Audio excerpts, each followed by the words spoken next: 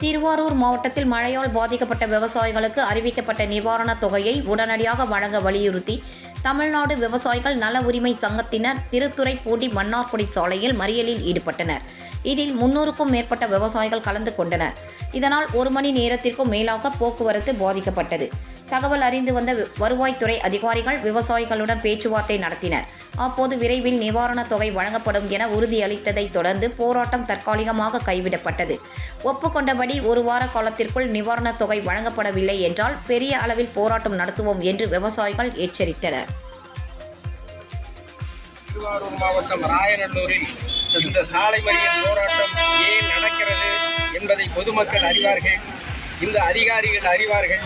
காவல்துறை அதிகாரிகளுக்கு கடந்த 4 நாட்களுக்கு முன்பாகவே இந்த போராட்டத்தை பற்றிய தகவலை நாங்கள் தந்திருக்கிறோம். அதே போன்று வேளாண்மைத்துறை அதிகாரிகளுக்கும் இந்த மாவட்டத்துறை வேளாண்மைத்துறை அதிகாரிகளுக்கும் நாங்கள் தகவல் தந்திருக்கிறோம். ஏனென்றால் கடந்த 1 மாதத்திற்கு முன்பாக சட்டமன்றத்திலே வேளாண்மைத்துறை அமைச்சர் அவர்கள் டெல்டா மாவட்டத்தில் பாதிக்கப்பட்ட பயிர் பாதிப்பு விவசாயிகள் அனைவருக்கும் நிவாரணத் தொகை அறிவிக்கப்பட்டிருக்கிறது. அது 279 கோடி ரூபாய்.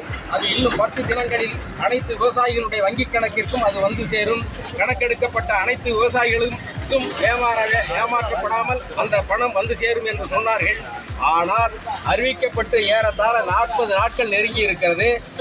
இந்த மாவட்டத்திற்கான நிவாரணத் தொகை என்ன ஆனது?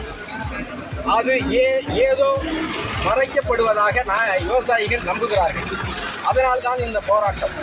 ஏற்கனவே சில திட்டங்களுக்கு அறிவிக்கப்பட்டது இந்த மாவட்டத்திலே முடக்கப்பட்டிருக்கிறது, வேறு துறைக்கு மாற்றப்பட்டிருக்கிறது. அதே போன்று வருகிற இன்னும் 10 தினங்களுக்குள் சட்டமன்ற தேர்தல் அறிவிக்கப்பட இருக்கிற நிலையில் சட்டமன்ற தேர்தலினுடைய அறிவிப்பை காரணம் காட்டி அந்த பணம் முடக்கப்பட்டு விடுமோ என்கிற அச்சம் விவசாயிகளுக்கு மிகப்பெரிய அளவில் எழுந்ததன் அடிப்படையில் தான் இந்த சாலை மறியல் போராட்டம். முதல்வருக்கு இந்த அதிகாரிகள், இந்த மாவட்டத்தினுடைய வேளாண்மைத்துறை அதிகாரிகள், உயர் அதிகாரிகள் கெட்ட பெயரை உருவாக்கி கொடுத்து கொண்டிருக்கிறார்கள் என்பதை இந்த போராட்டத்தின் மூலமாக நாங்கள் முதல்வரின் கவனத்திற்கு கொண்டு செல்ல இந்த போராட்டத்தை கையில் எடுத்திருக்கிறோம். மாவட்ட ஆட்சியர் அனைத்து மக்களுடைய கோரிக்கையும் தொடர்ந்து அலட்சியப்படுத்தி வருகிறார்.